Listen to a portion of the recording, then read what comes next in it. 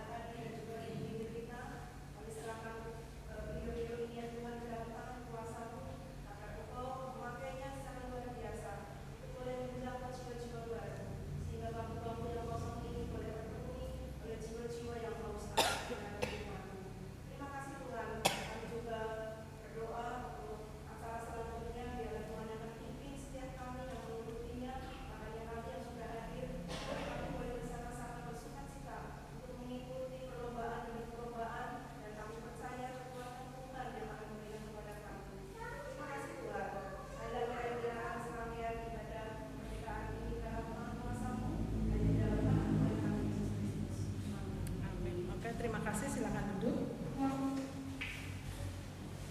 Ya. Yang datang pagi ini bahagiakah kita semuanya? Amin. Bahagia semuanya ya. Mari kita ekspresikan kebahagiaan kita melalui pujian hari ini kurasa bahagia.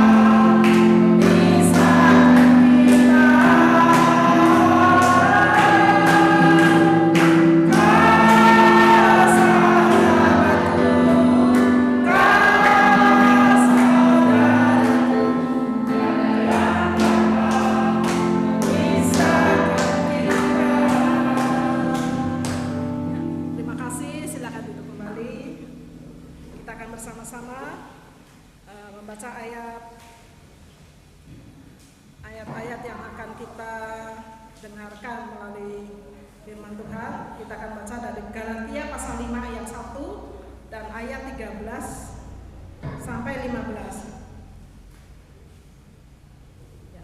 Untuk menghormati pembacaan firman Tuhan ini, saya mengundang Bapak Ibu untuk bangkit berdiri kembali. Kita akan baca bersama-sama ayat-ayat ini. Supaya kita sungguh-sungguh merdeka, Kristus telah memerdekakan kita. Karena itu berdirilah teguh dan jangan mau lagi dikenakan hukum perhambaan. Saudara-saudara, memang kamu telah dipanggil untuk merdeka, tetapi janganlah kamu menggunakan kemerdekaan itu sebagai kesempatan untuk kehidupan dalam dosa, melainkan layanilah seorang akan yang lain oleh kasih. Sebab seluruh hukum Taurat tercakup dalam satu firman ini, yaitu kasihilah sesamamu manusia seperti dirimu sendiri. Tetapi jikalau kamu saling mendidik dan saling menelan, awaslah supaya jangan kamu saling membinasakan. Ya, terima kasih. Silakan duduk kembali. Dan pagi ini kita diberikan kesempatan untuk memberikan yang terbaik bagi Tuhan melalui persembahan kita. Kita akan mengangkat pujian kembali dari segala puji syukur hanya bagimu Tuhan. Inilah ungkapan syukur kita kepada Tuhan. kita memberinya melalui persembahan kita.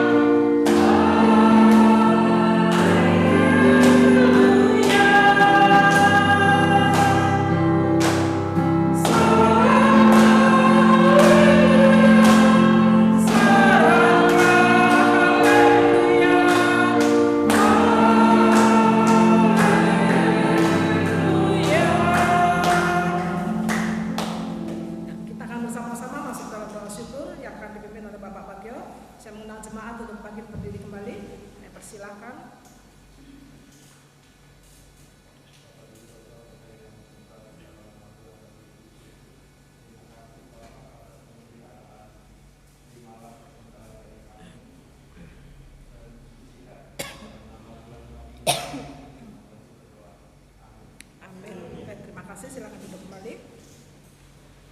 Sebelum kita mendengarkan renungan firman Tuhan, bersama-sama kita akan persiapkan diri kita.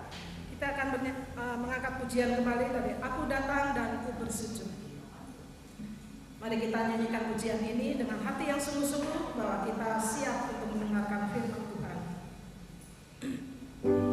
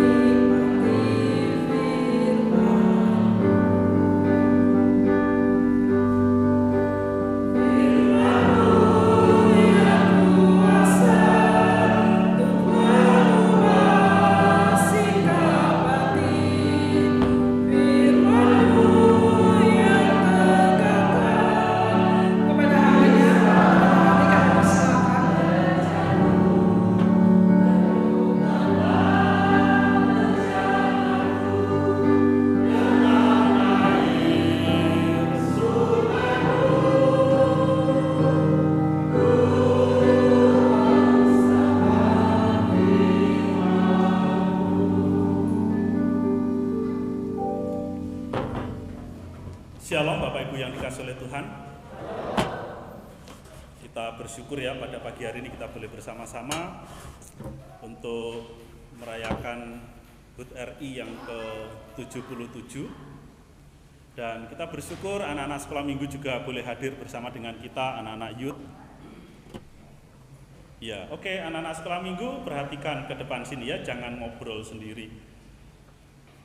Oke, kita akan berdoa sebelum kita merenungkan bagian firman Tuhan yang sudah kita baca tadi.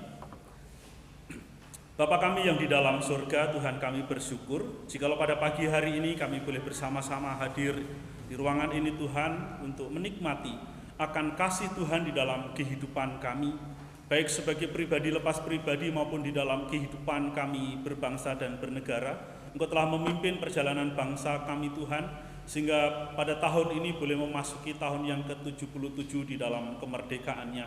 Oleh sebab itu Tuhan, kiranya melalui kebenaran firman-Mu, kami semakin dikuatkan, kami semakin diberkati, kami semakin memahami dan mengerti bagaimana kami sebagai anak-anak Tuhan yang telah Tuhan tebus dalam kehidupan kami sebagai manusia yang berdosa, kami boleh hidup untuk memuliakan Engkau Tuhan di dalam kasih karunia yang Tuhan anugerahkan dalam hidup kami.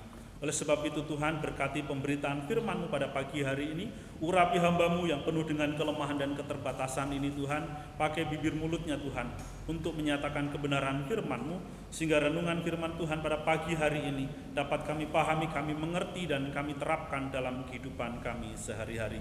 Terima kasih Bapa, di dalam nama Tuhan Yesus kami berdoa dan bersyukur. Amin. Saudaraku yang dikasihi oleh Tuhan, tema kita hari ini yaitu merdeka dalam iman Kristen. Merdeka dalam iman Kristen. Nah, kenapa tema ini saya pilih ataupun saya ambil? Tentunya berkaitan dengan HUT RI kita yang ke-77. Nah, sehingga di dalam hidup kita sebagai orang Kristen kita tidak memiliki gaya hidup yang sama dengan orang yang tidak percaya kepada Yesus Kristus.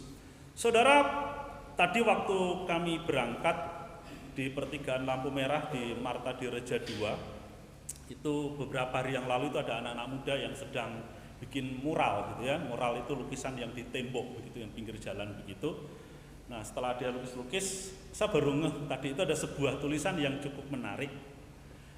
Tulisan itu mengatakan begini: lebih baik hancur daripada tidak merdeka. Ya, kurang lebih seperti itu. Lebih baik hancur daripada tidak merdeka. Itu artinya apa? Seorang pelukis mural itu mau menyampaikan pesan betapa pentingnya kemerdekaan di dalam kehidupan sebuah bangsa. Kenapa bangsa membutuhkan sebuah kemerdekaan di dalam kehidupan bernegaranya? Karena dengan merdeka artinya bangsa itu tidak dijajah oleh bangsa lain. Dengan merdeka bangsa itu tidak didikte oleh negara lain. Dengan merdeka bangsa itu dapat menentukan nasibnya sendiri, dapat mengatur kehidupan negaranya sendiri tanpa harus mengikuti bangsa lain begitu ya. Jadi dengan kemerdekaan itu suatu bangsa bisa membangun, bisa melaksanakan sesuatu yang lebih baik bagi bangsanya, bagi rakyatnya. Nah, sehingga dengan kemerdekaan itu setiap bangsa dapat memajukan, dapat berdikari, dapat berdiri di atas kaki sendiri untuk membangun. Karena kalau sebuah negara itu masih dijajah, itu artinya tidak enak. Ya, tidak ada negara yang mengatakan aku enak karena dijajah oleh negara A, negara B, negara C, dan lain sebagainya. Jadi saudaraku, seenak-enaknya sebuah bangsa itu dijajah, lebih enak kalau bangsa itu merdeka. Nah, di dalam kehidupan kita, di dalam berbangsa dan bernegara, ketika kita boleh memperingati hari kemerdekaan, kita diingatkan betapa sulitnya bangsa kita di dalam meraih kemerdekaannya ketika bangsa ini telah dijajah. Sehingga bangsa ini ada di dalam kungkungan ataupun di dalam pengaruh bangsa lain. Nah, dengan adanya kemerdekaan ini, maka apa yang harus kita lakukan? Apa yang harus kita kerjakan di dalam hidup kita sebagai orang-orang Kristen? Secara lembaga, secara kehidupan kita berbangsa dan bernegara, kita sudah merdeka. Tetapi bagaimana dengan kehidupan kita? Apakah kita sudah mengisi kemerdekaan negara Indonesia ini sudah sesuai dengan apa yang firman Tuhan ajarkan? Apakah kehidupan kita sebagai warga negara Indonesia sudah memberikan yang terbaik di dalam hidup kita sesuai dengan apa yang firman Tuhan ajarkan? Nah, saudara, melalui kebenaran firman Tuhan, kita akan merenungkan ada dua hal penting yang harus saudara dan saya lakukan di dalam mengisi kemerdekaan negara Indonesia.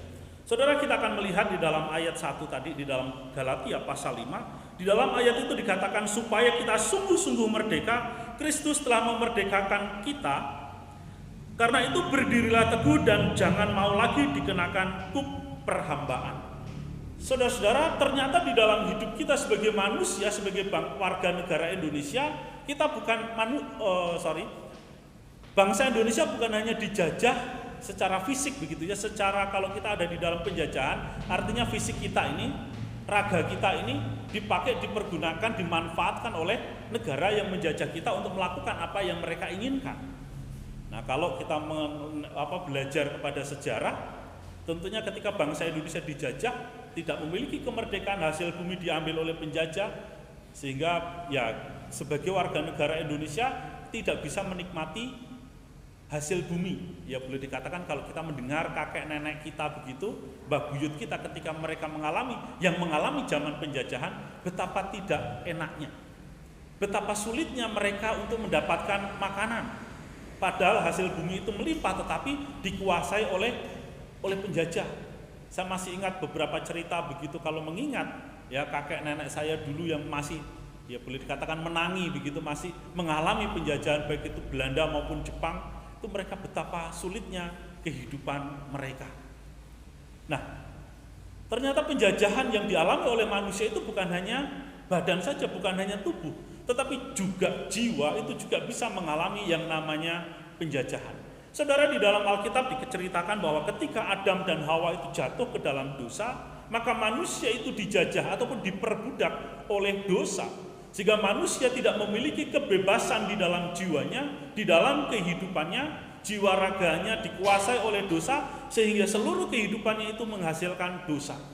Kehidupannya dipakai dan dipergunakan untuk melakukan apa yang diinginkan oleh keinginan-keinginan dosa ataupun keinginan-keinginan daging, sehingga manusia tidak memiliki kebebasan yang sesungguhnya, kemerdekaan yang sesungguhnya.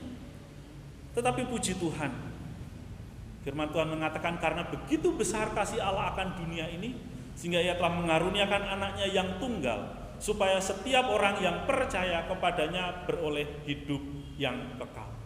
Jadi saudara, ini adalah sebuah berita tentang kemerdekaan yang sejati, kemerdekaan yang sesungguhnya yang dibutuhkan oleh manusia yang berdosa di tengah-tengah dunia ini, termasuk saudara dan saya. Ketika saudara dan saya sudah menerima Yesus sebagai Tuhan dan Juru Selamat di dalam kehidupan kita, di sana adalah ada anugerah keselamatan yang Tuhan berikan, sehingga saudara dan saya tidak dijajah ataupun tidak dikuasai oleh dosa.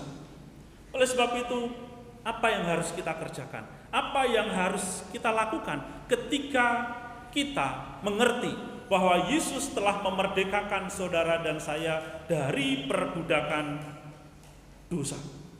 Saudara, yang pertama, ketika kita mau sungguh-sungguh beriman kepada Yesus Kristus, maka kita merdeka dari perbudakan dosa. Di dalam ayat yang pertama tadi, di situ di bagian di dalam ayat yang bagian yang pertama tadi, bahwa kita yang sudah percaya di dalam Kristus, kita harus teguh berdiri dan jangan lagi mau dikenakan kuk perhambaan. Kita yang sudah hidup merdeka di dalam Kristus, kita tidak boleh lagi hidup di dalam kuk perhambaan dosa. Kita jangan lagi mau diperbudak oleh dosa. Dan hal itu dipertegas oleh Rasul Paulus di dalam ayat yang ke-13. Rasul Paulus menasihatkan kepada jemaat yang ada di Galatia, saudara-saudara, memang kamu telah dipanggil untuk merdeka. Tetapi janganlah kamu pergunakan kemerdekaan itu sebagai kesempatan untuk kehidupan di dalam dosa. Jadi saudara, inilah sebuah jaminan keselamatan yang Tuhan anugerahkan di dalam kehidupan kita. Rasul Paulus mengingatkan kepada jemaat yang ada di Galatia bahwa mereka yang sudah percaya kepada Kristus jangan lagi mau dikenakan oleh kuk perhambaan dosa. Jangan lagi kehidupanmu kamu pakai untuk berbuat dosa. Karena Kristus telah mati di atas kayu salib untuk menyelamatkanmu, untuk memberikan kehidupan yang kekal. Keselamatanmu sudah terjamin di dalam iman kepada Kristus. Di dalam iman kepada Yesus Kristus ada pengharapan akan kehidupan yang kekal. Itu tidak bisa digantikan oleh apapun. Nah, sehingga jemaat di sana dinasehati, mereka diingatkan supaya sebagai orang Kristen, sebagai pengikut Kristus, jangan lagi hidup berbuat dosa. Jangan lagi mempergunakan hidupmu, jangan lagi mempergunakan tubuhmu, jangan lagi mempergunakan anggota tubuhmu itu untuk melakukan dosa, untuk melakukan perbuatan-perbuatan yang tidak menyenangkan Tuhan. Karena engkau telah dibebaskan dari dosa. Engkau telah merdeka dari perbudakan dosa. Dan di dalam teologi Kristen, di dalam teologi yang diajarkan oleh Paulus maupun rasul-rasul yang lain, bahwa kita yang sudah di dalam Tuhan, kita yang sudah hidup di dalam iman kepada Yesus Kristus, dosa tidak lagi berkuasa atas kehidupan kita. Artinya saudara dan saya adalah orang yang dikuduskan, orang yang terus diproses untuk menjadi semakin serupa dengan Kristus. Dan apa tandanya? Tandanya adalah kehidupan kita merdeka dari dosa. Jangan lagi mau diperbudak oleh hal-hal yang bertentangan dengan kebenaran firman Tuhan. Saudara, kalau orang-orang ataupun jemaat Kristen yang ada di Galatia, mereka dulunya adalah pengikut agama Yahudi, tetapi di dalam agama Yahudi itu juga ada yang namanya tradisi, ya, ada yang namanya aturan-aturan, ya, aturan-aturan Taurat. Mereka masih dikungkung oleh hal-hal seperti itu. Mereka masih hidup di dalam perbudakan hal yang lain, misalkan perbudakan Taurat. Itu terjadi di dalam kehidupan mereka. Sehingga mereka sekalipun sudah menjadi orang Kristen, kadang-kadang ataupun sering kali mereka melakukan aturan-aturan Taurat yang seharusnya itu tidak perlu lagi mereka lakukan. Karena apa? Karena mereka hidup di tengah-tengah masyarakat, ada begitu banyak aturan ataupun ajaran-ajaran yang dapat mempengaruhi kehidupan mereka. Nah, mungkin juga hari ini di dalam kehidupan kita sebagai anak-anak Tuhan, sebagai orang Kristen, barangkali kita masih kompromi dengan perbudakan-perbudakan yang lainnya. Misalkan berbicara tentang keselamatan.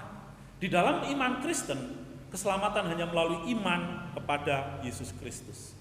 Tetapi di luar sana, tetangga-tetangga kita, saudara-saudara kita yang tidak seiman, mereka mengatakan kalau kamu mau masuk surga, kamu harus banyak-banyak berbuat baik. Saudara, orang Kristen seringkali saya katakan, firman Tuhan katakan bahwa kita berbuat baik bukan supaya kita masuk surga. Nah, nanti itu akan kita bahas di bagian keduanya. Seringkali saudara kita memiliki motivasi di dalam hati kita, dalam hidup kita, aku mau berbuat baik supaya aku masuk surga. Betul ya? Kadang-kadang kita masih terpikir hal-hal itu. Kadang-kadang kita mau bantu orang, bersedekah dan lain sebagainya supaya aku masuk surga.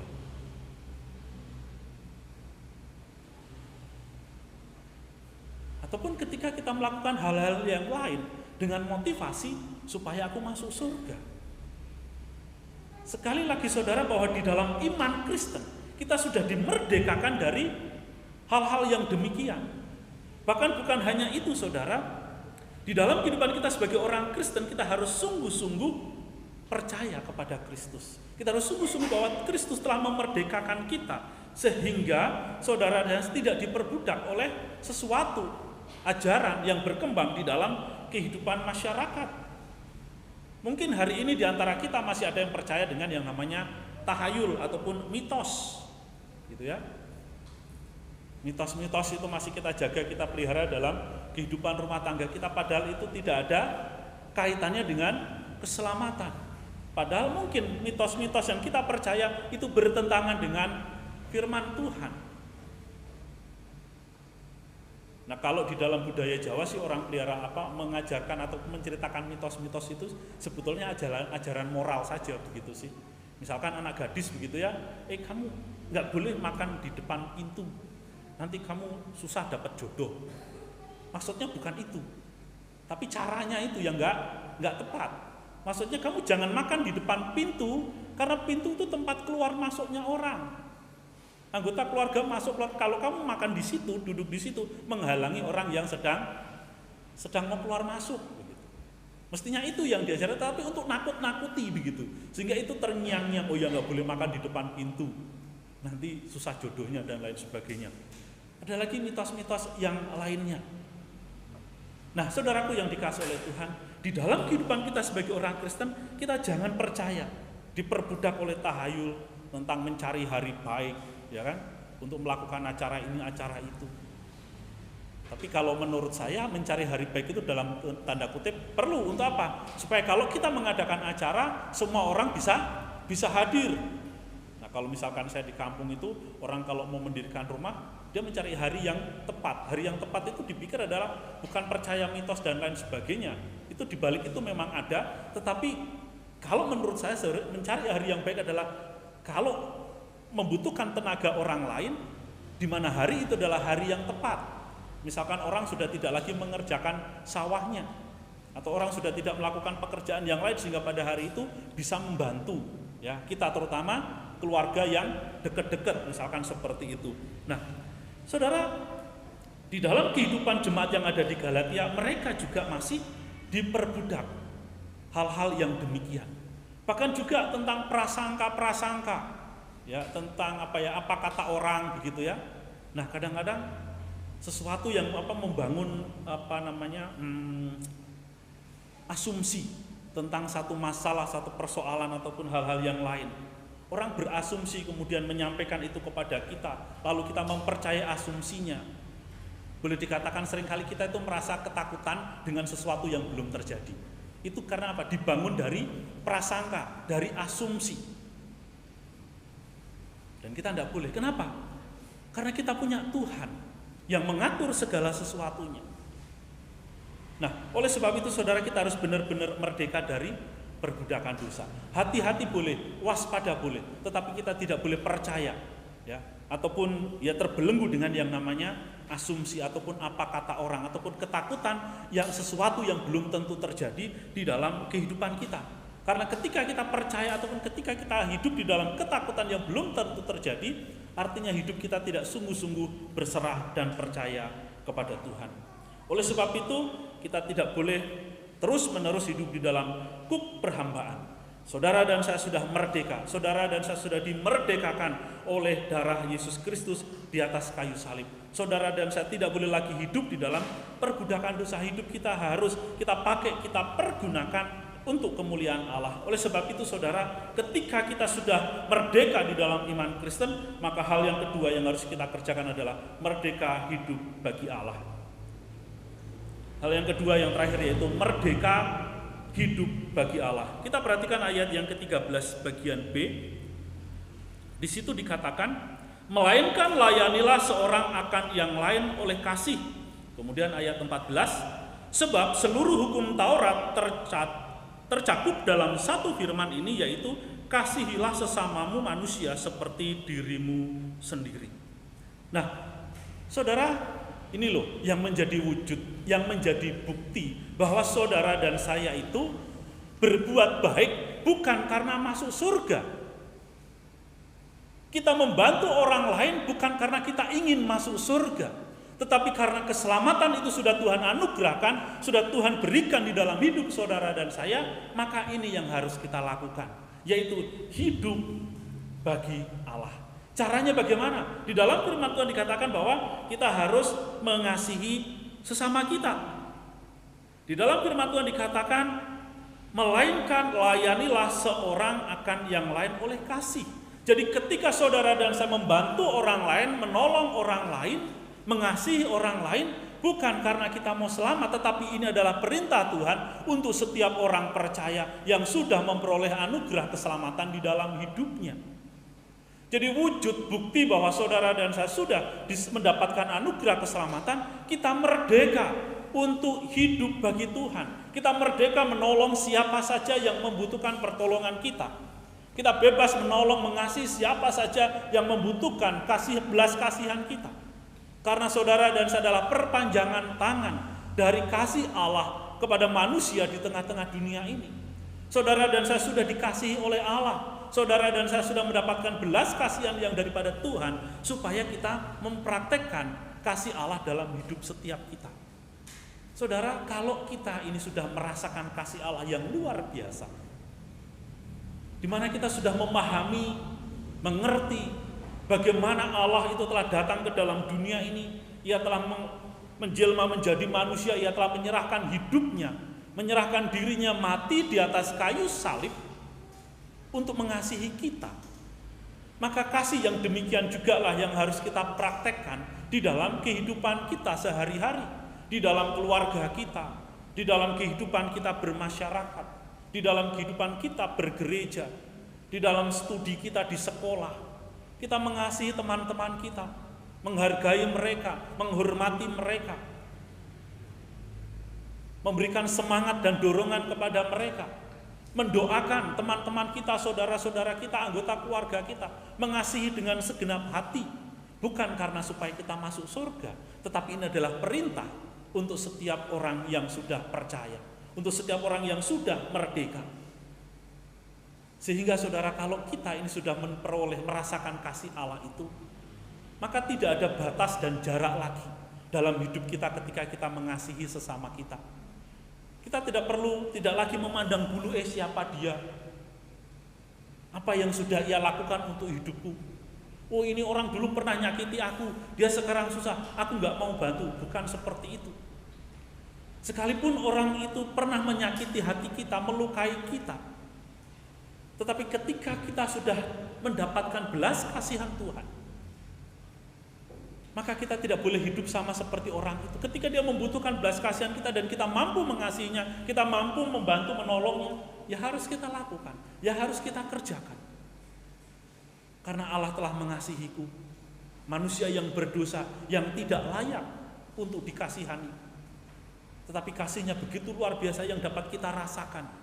Supaya apa? Supaya kita mengaplikasikan, ya, menerapkan kasih Allah itu di dalam kehidupan kita. Dengan tanda kutip yang seringkali saya katakan, kita harus menjadi Kristus-Kristus kecil. Kita ini duta-duta Kristus.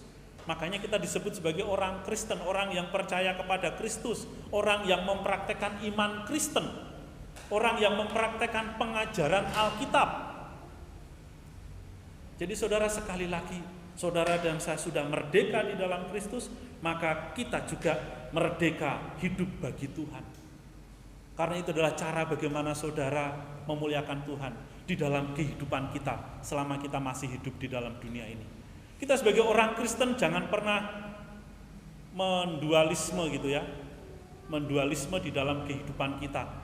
Kalau kita ke gereja, kita dikenal sebagai orang yang di dalam lingkungan gereja kita dikenal sebagai orang yang begitu baik, jujur dan lain sebagainya, hidupnya secara kasat mata. Kalau kita di dalam gereja itu ya mempraktekkan kebenaran firman Tuhan.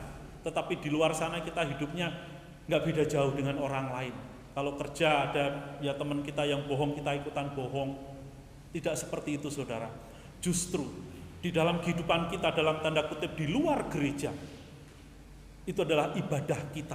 Tempat di mana saudara dan saya mempraktekkan apa yang diajarkan oleh firman Tuhan.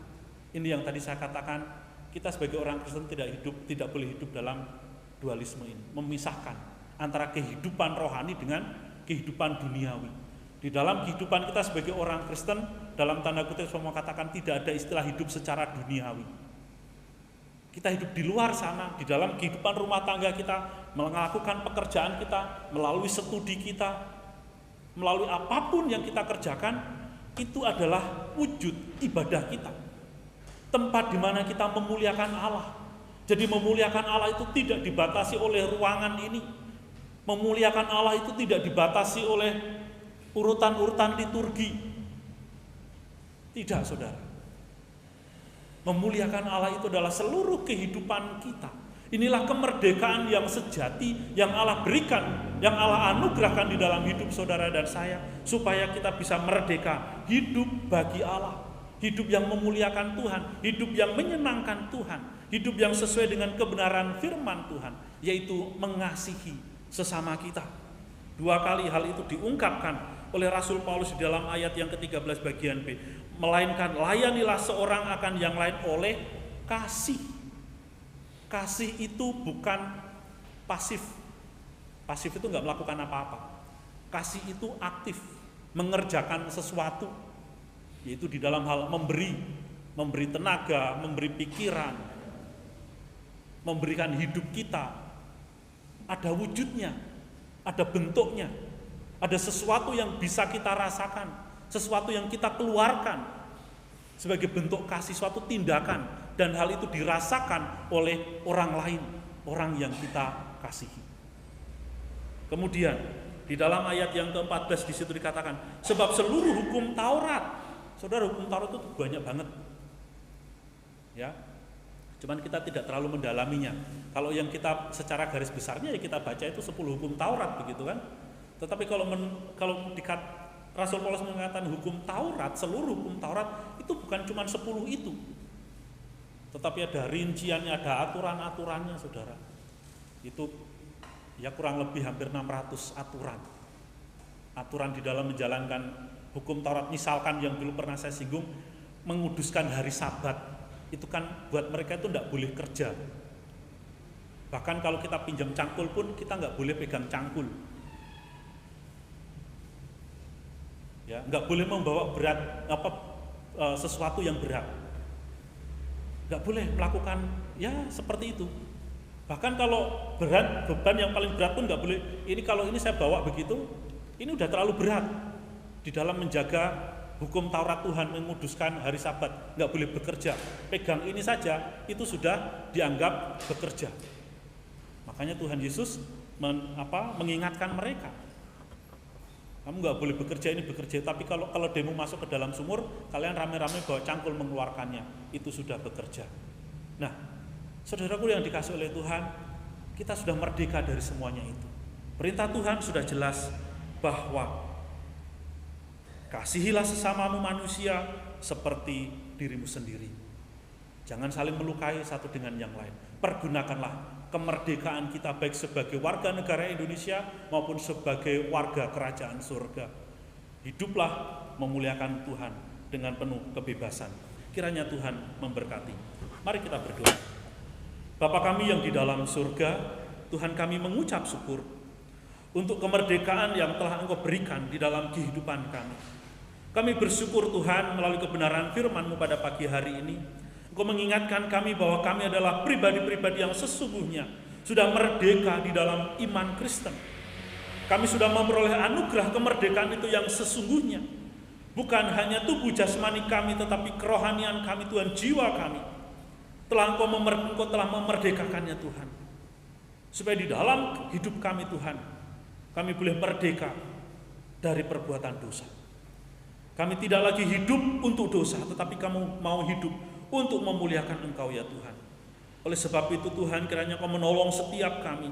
Berikan kami hikmat kekuatan, ya Tuhan, untuk merdeka hidup bagi Allah. Sehingga kami semakin mengasihi sesama kami sebagai bentuk rasa syukur kami, rasa taat kami kepada Engkau dan juga melalui kebenaran firman-Mu. Terima kasih Bapa. Kiranya kebenaran firman Tuhan ini Engkau meteraikan di dalam hati setiap kami anak-anak-Mu. Di dalam nama Tuhan Yesus kami berdoa dan bersyukur. Amin. Terima kasih. Waktu saya kembalikan kepada Ibu Heni. Tuhan Yesus memberkati.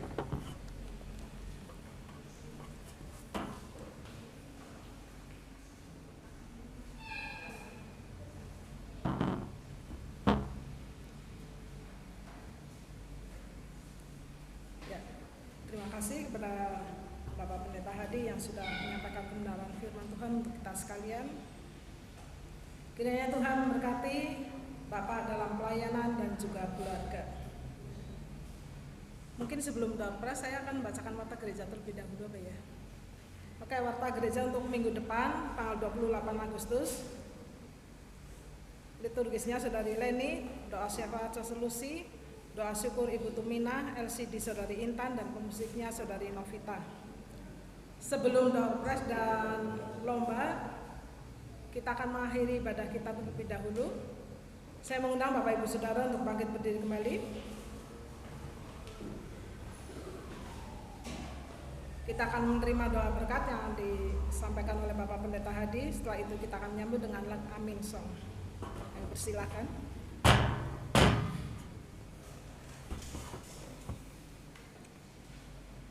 Jemaat yang dikasihi oleh Tuhan, pulanglah ke dalam kehidupanmu sehari-hari, lakukanlah kebenaran firman Tuhan untuk memuliakan namanya, dan terimalah berkat Tuhan. Kiranya Tuhan memberkati engkau dan melindungi engkau. Kiranya Tuhan menyinari engkau dengan wajah-Nya dan memberi engkau kasih karunia. Kiranya Tuhan menghadapkan wajah-Nya kepadamu dan memberi engkau damai sejahtera dari sekarang sampai selama-lamanya. Amin.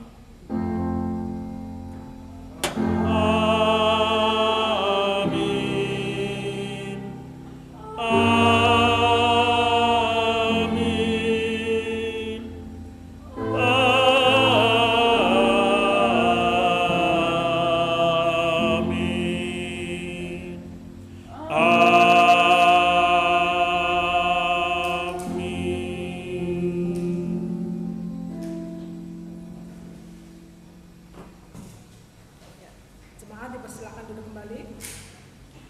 Sebelum kita lomba, mungkin doa terlebih dahulu. Ya, Saudari Leni, kami persilakan memimpin acara ini.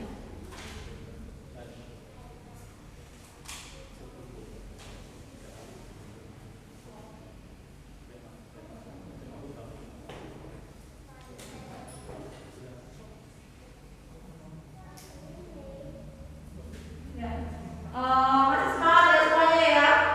Coba saya mau tes semangatnya nih. Kita ucap merdeka ya. Kalau saya ngomong merdeka, tolong dijawab dengan merdeka dengan penuh semangat. Merdeka!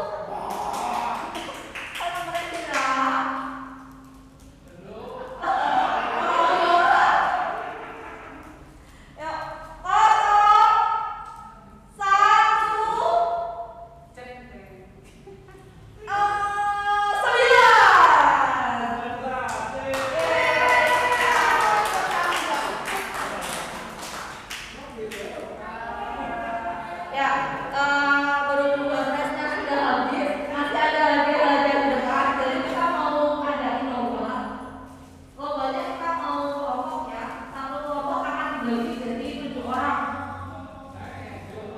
Oke, saya minta anak-anak berdiri dulu semuanya.